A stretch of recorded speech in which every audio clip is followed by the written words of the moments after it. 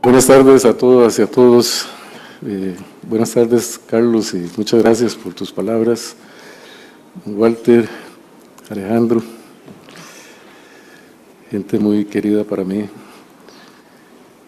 Yo quisiera explicarles, el tema mío es la política de persecución en relación a la materia penal juvenil. Quisiera explicarles que cuando asumí el cargo en el 2010, yo fijé 3 ejes de política de persecución penal. Y esos ejes son, los hemos venido siguiendo del 2010 hasta la fecha. El primer eje era sobre seguridad ciudadana, garantizar la seguridad ciudadana y tratar de abordar efectivamente el problema que enfrentaba el país en el 2010.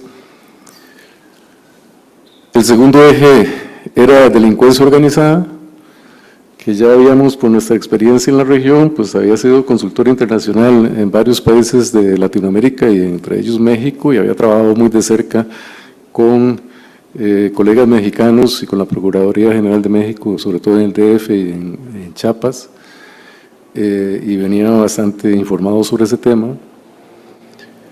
Y el tercer eje es el eje que identificamos como el eje de corrupción. Son los 3 problemas fundamentales de este país, y planteados con esos nombres, porque nosotros tenemos la tendencia a ver nomen iuris. Cuando vemos nomen iuris, no apreciamos los fenómenos. Realmente, precisamente en el 2010, lo que hicimos fue, frente a estos 3 ejes definidos, hacer un análisis fenomenológico y elaborar una estrategia.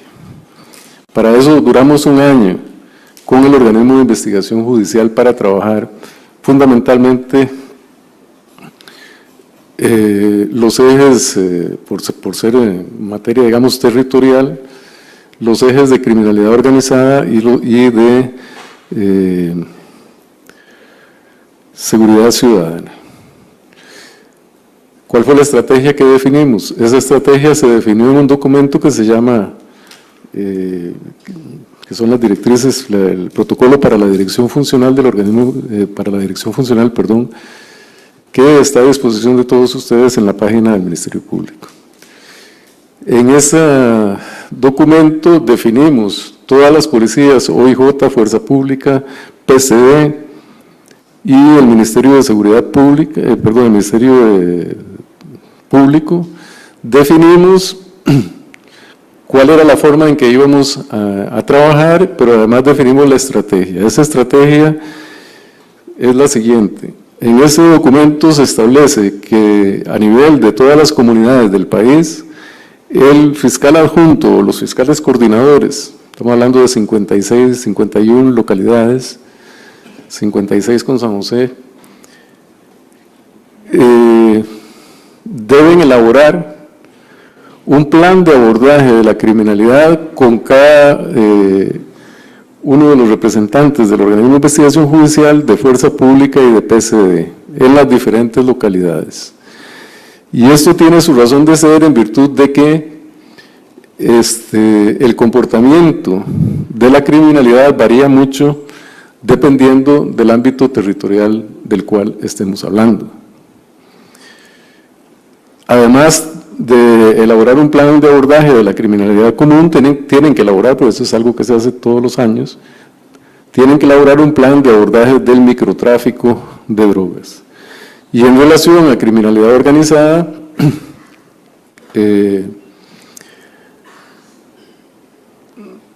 unificamos todas las fiscalías que tienen que ver con el tema de criminalidad organizada, porque absurdamente en algunos países todavía se conserva la división entre crimen organizado y narcotráfico, por ejemplo, cuando el narcotráfico es la principal manifestación de criminalidad organizada. Y establecimos una forma de trabajo para esta columna de criminalidad organizada, regida por 2 principios, que son el principio de compartir la información y de flexibilidad. Es muy rápido. obviamente compartir la información, porque muchas veces, por ejemplo, cuando se roban vehículos, a la vez se utilizan para el tráfico de drogas, pero por atender el robo se desatendía el tráfico de drogas. Entonces aquí la idea era compartir la información para abordar los dos fenómenos criminales. Y la flexibilidad significa que si en un momento determinado una especialidad, trata de personas, por ejemplo, requiere el apoyo de toda la Fiscalía de Delincuencia Organizada trabaja en el caso de trata de personas. Esto multiplica los recursos y la fuerza de impacto, que se ha visto en varios casos, por ejemplo, en el caso de trata que estoy mencionando recientemente realizados en las fronteras. Bien, en la estrategia de delincuencia, explico esta estrategia porque afecta a penal juvenil. Obviamente los menores, como acaba de indicar don Walter, las personas menores de edad participan en delitos que afectan a la seguridad ciudadana, básicamente delitos contra la propiedad y delitos sexuales, pero también participan en delitos que tienen o están enmarcados dentro del fenómeno de criminalidad organizada. Y aquí enfrentamos los grandes desafíos que tenemos para los próximos años. Nosotros hemos detectado, como bien lo indicó don Walter, y en este momento hay casos en proceso de investigación, la participación de los menores, su utilización no solo por las organizaciones criminales de narcotráfico para la distribución del microtráfico de drogas, gravísimo, por ejemplo, reportes que hemos tenido en Pavas, en donde chiquitos llevan las piedras de crack a la escuela y las reparten a sus compañeritos, enviados por sus padres, para, por supuesto, capturar a ese mercado, puesto que, como ustedes saben, el crack es una droga que produce una adicción casi inmediata. Una vez que se probó la primera piedra de crack, la persona le es muy difícil salir por el efecto tan fuerte que tiene en el cerebro. Además produce daño cerebral. Igual lo hemos visto en los colegios, Fuerza Pública constantemente está verificando a través del PRAT la venta y la distribución gratuita como técnica de mercadeo de piedras de crack en los centros educativos, y lo más lamentable, en los centros educativos de las zonas más vulnerables por pobreza. Otra situación que hemos detectado también es que los traficantes, los menores a veces son consumidores y entonces son tratados prácticamente como esclavos por los traficantes, entran en condición prácticamente de esclavos de cosa al servicio de los traficantes de drogas. Y además su utilización para la comisión de sicariato. Son varios casos los que se han tramitado en este sentido, y por supuesto esto nos ubica en una línea de violencia muy delicada. ¿Cuál ha sido la política nuestra de persecución en relación a crimen organizado? Nosotros en relación a crimen organizado solo podemos presentar desde el punto de vista de la persecución penal una cara, y es el guante de hierro. En relación a la delincuencia común que afecta a ciudadanos, seguridad ciudadana, delitos contra la propiedad, etcétera, hemos promovido, no solo en materia penal juvenil, que en esto ya lo hace la Fiscalía de oficio, sino en materia penal de adultos, hemos insistido en la utilización de la justicia restaurativa y de los medios alternativos, aunque finalmente no tienen mucha aplicación en el país. Pero en relación a la delincuencia organizada, nosotros tenemos una posición muy firme de mano de hierro, de tolerancia cero en relación a criminalidad organizada y violencia. Y aquí yo quisiera llamar la atención a la situación que don Walter expresó al inicio en relación al marco centroamericano. Gracias a Dios nosotros todavía tenemos los índices de violencia más bajos en toda la región. Pero me preocupa, como fiscal general y como ciudadano, me preocupa muchísimo el reclutamiento de las organizaciones criminales que cada vez son más poderosas. Estamos hablando de organizaciones fuertes, las últimas que se han desmantelado, el famoso Pollo y son organizaciones que tienen realmente todas las características de una organización de crimen organizado, con una tendencia al control del mercado. Cuando yo hablo de control de mercado, me estoy refiriendo a situaciones que tal vez el público no las capta porque no se han difundido adecuadamente para no causar temor. Pero estas organizaciones, por ejemplo, para apoderarse de los puntos de distribución de drogas en los alrededores de San José, simplemente se presentaban donde el traficante que estaba en la esquina tal de Atillo 3 y le decían, esta esquina, a partir de este momento va a ser nuestra, decirnos cuánto te damos. Si el muchacho decía que no estaba dispuesto a negociar, lo mataba. O sea, esas son técnicas totalmente inaceptables en nuestro país, trátese de delincuentes o no, y gravísimas, Entonces, lo que estamos hablando es de más de 250 homicidios que ocurrieron el año pasado por estas situaciones de apoderamiento, de tendencias de monopolización del mercado a cielo abierto de drogas y básicamente de venta de pequeñas dosis y sobre todo fundamentalmente de crack. Lo terrible para nosotros es que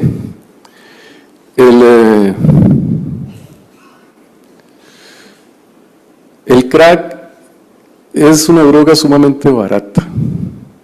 Entonces tiene un amplio mercado en las zonas marginales, en donde los chiquillos y los muchachillos piensan o creen que están consumiendo cocaína y no es cocaína.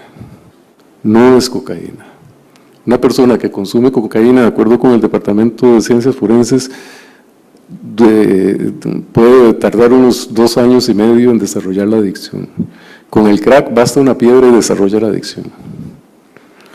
Y el problema más serio es que 1 kilo de coca puesto aquí en Costa Rica, que puede costar $3,000, es decir, la gente costarricense que participa ayudándole a las organizaciones transnacionales para que esa droga pase por nuestro país, si quisiera comprar 1 kilo, paga $3,000, pero se la dan, se la regalan.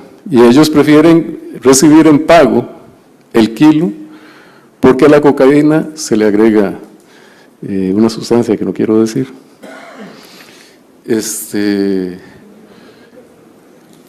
Y entonces 1 kilo se transforma en 3 o 4 kilos por la adición de una sustancia específica y se transforma en piedra. Se transforma de una sustancia en polvo a una sustancia sólida que se fractura y entonces la venta de una piedrita, no sé en cuánto podrá estar, Walter debe estar a más al día, pero debe andar entre unos 1,000 colones, 700 a 1,000 colones. Es sumamente barata y entonces tiene un enorme mercado. Bien.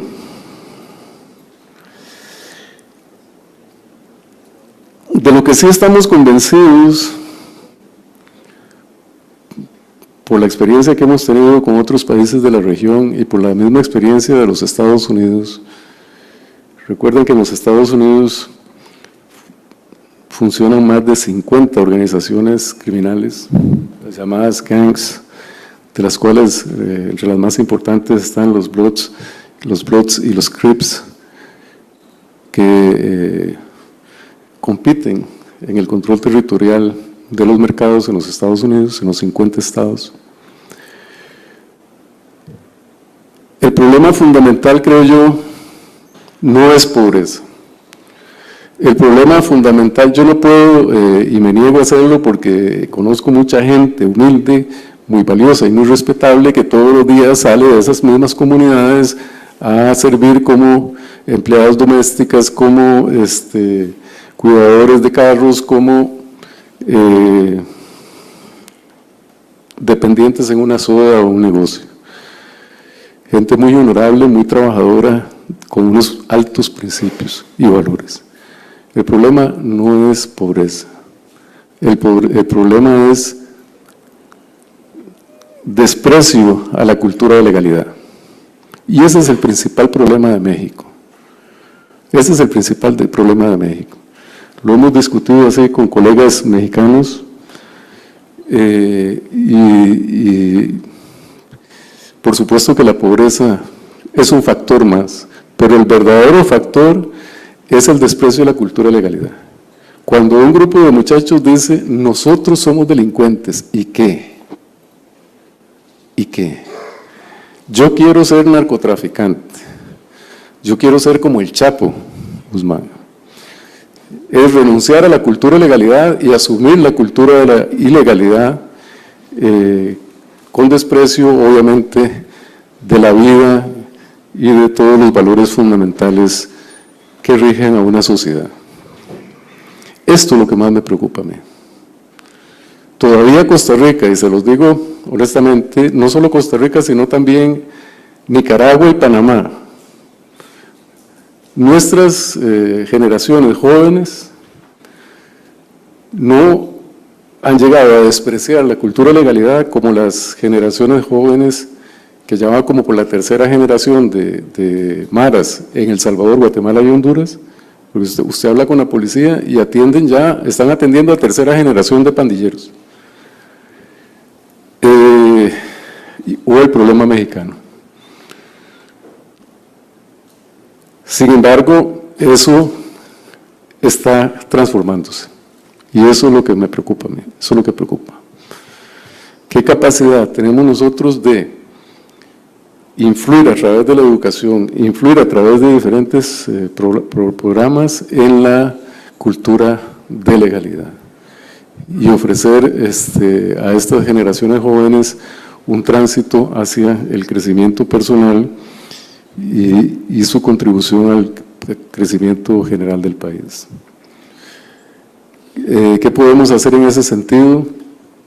Es la tarea, creo yo, más importante de entrar a meditar en actividades como esta y en instancias como el ICD, el IAFA, las municipalidades, el Ministerio de Educación y todas aquellas áreas del servicio público que inciden en la niñez. Me indica don Carlos que el tiempo se me agotó. Con mucho gusto, en el periodo de preguntas ampliamos en relación a los temas abordados. Gracias.